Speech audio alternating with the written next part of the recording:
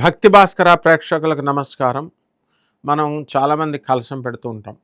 కొంతమంది కలశం ఆనవాయితీ లేదంటారు. కలశము ఆనవాయితీ ఉన్నవాళ్ళు ఎలా పూజ చేయాలి? చేసిన తర్వాత ఆ కొబ్బరికాయని ఏం చేయాలి? ఏం చేస్తే పాపము? ఏం చేస్తే శుభము, ధర్మము అనేటటువంటిది తెలుసుకుందాం. అలాగే కలశం ఆనవాయితీ లేనటువంటి వాళ్ళు ఏం చేయాలి? ఎలా పూజ చేయాలి? ఇది మనం ఈ వీడియోలో ప్రొఫెసర్ డాక్టర్ ముల్లపూడి సత్యనారాయణమూర్తి నేను మీకు తెలియజేస్తున్నాను.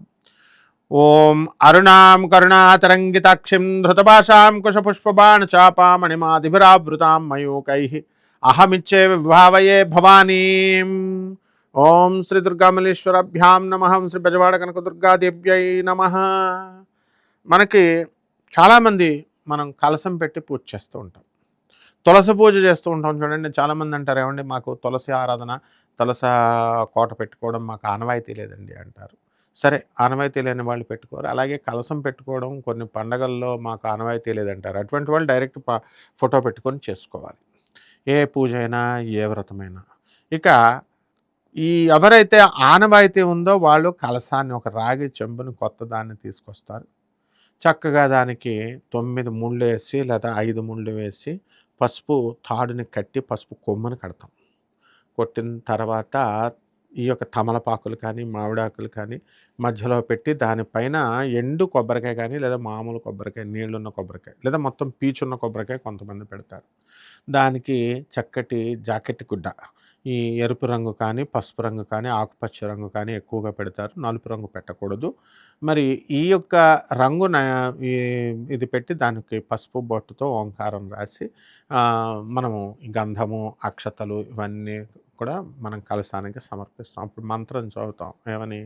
కలశస్య ముఖే విష్ణు కంఠే రుద్ర సమాశ్రితాః మూలే తత్ర స్థితో బ్రహ్మ మధ్యే మాతృగణాః స్మృతాః కుక్షౌతు సాగరా సర్వే సప్తద్భీపావ సుందర ఋగ్వేదోద యజుర్వేద సామవేదో హెధర్మణ అంగైశ్చ సహిత కలశాశ్చ సమాశ్రితాః అని చదువుతాం.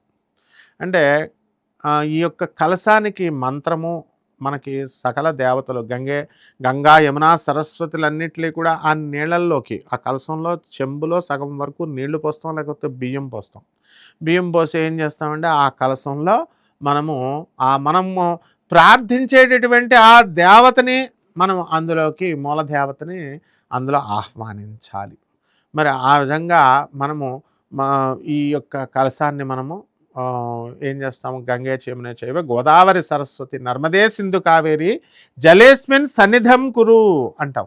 అంటే సకల గంగా యమున సరస్వతి పుణ్య నదులన్నీ కూడా ఈ యొక్క కలశంలోకి, మనం ఉన్నటువంటి నీళ్ళల్లోకి మనం ఆహ్వానం చేస్తాం. చేసే అపవిత్ర పవిత్రోవా సర్వావస్థ గతోపివా యస్మరేత్ పుండరీకాక్షం సబాహ్యాభ్యంతర శుచి. ఆ కలశం మీద మనం నీళ్లు తిప్పుతూ, చిన్న కలశం ఒకటి సపరేట్గా పెట్టుకుంటాం, దాని మీద నీళ్ళనన్నిటి కూడా మనం చల్లుకుంటాం. అపవిత్ర పవిత్రోవా సర్వావస్థాం గతోపివా యస్మరేత్ పుండరీకాక్షం సబాహ్యాభ్యంతర శుచి.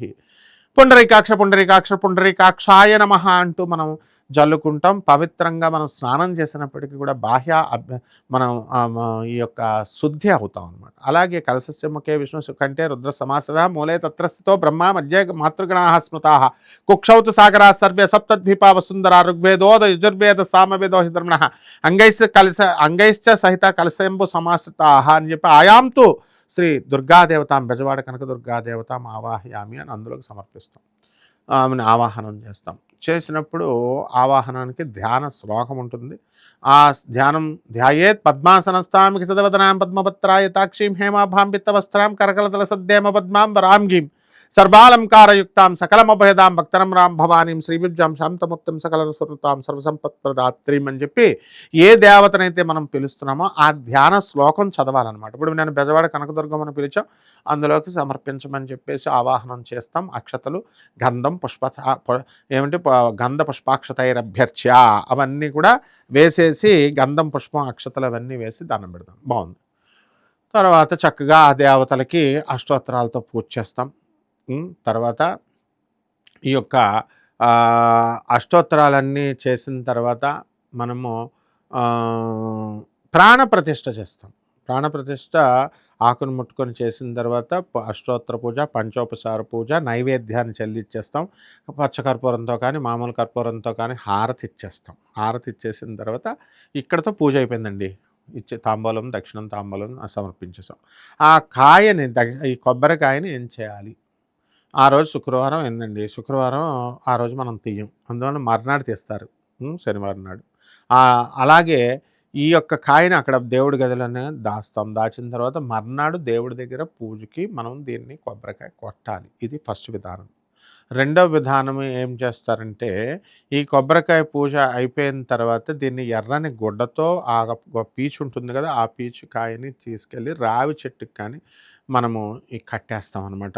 ఈ యొక్క దాన్ని మేడి చెట్టు ఔదుంబర వృక్షాన్ని కట్టాలి.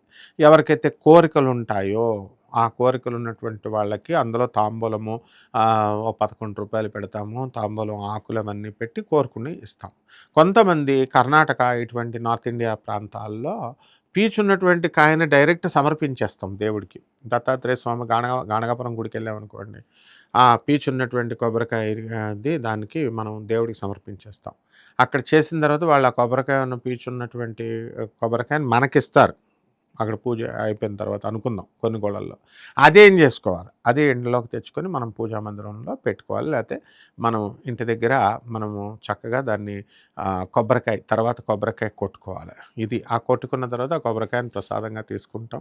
కొంతమంది పాయసాన్నం వండుకొని ఆ పాయసాన్నంలో దాన్ని ఆ కొబ్బరినంతటిని ఉపయోగించుకొని సద్వినియోగం చేసి భక్తులందరికీ సమర్పించాలి.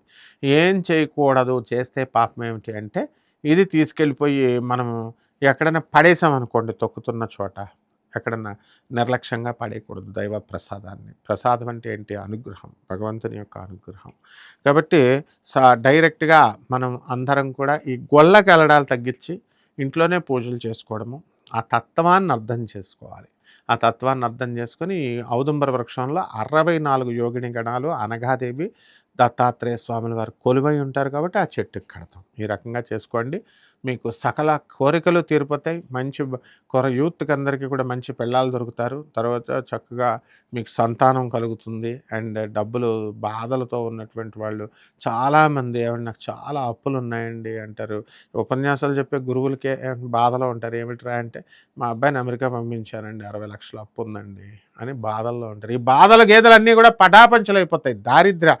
దారిద్ర దుఃఖ భయహారిణి కాత్వధన్య సర్వోపకార కరణాయ సదార్ద్రజిత్త సర్వమంగళ మాంగళ్య శివే సర్వార్థ సాధకే శరణ్యే త్రయంబకే దేవి నారాయణి నమోస్తుతే అన్నారు. అందువల్ల దారిద్ర బాధలను కూడా తొలగిపోతాయి. దుఃఖం శమీయంతే అంటాం, అంతే శమిస్తుందన్నమాట. ఈ విధంగా చేసుకోండి. శుభమస్తు.